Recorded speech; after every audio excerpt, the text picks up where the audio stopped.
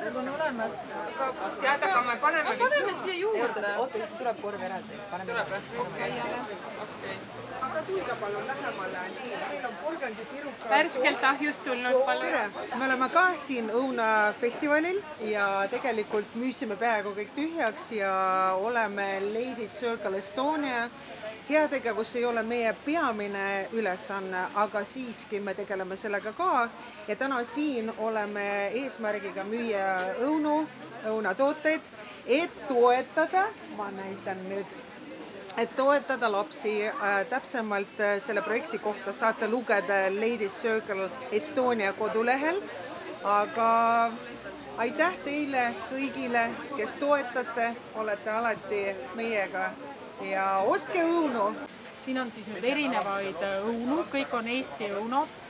Et minu enda lemmiksort näiteks on see liivikaõun, mis on siis kaljukase aretatud sort ja nagu kuldreneti baasil aretatud, sarnase maitsega kuldrenetiga, aga seisab pikemalt ja paremini kui kuldrenet. Siin on veel siis kaari, katre, seal ees on väga huvitav sort, on Daatse, siis muidugi vana hea Antonovka, seal on Olesja, vot sellised õunad.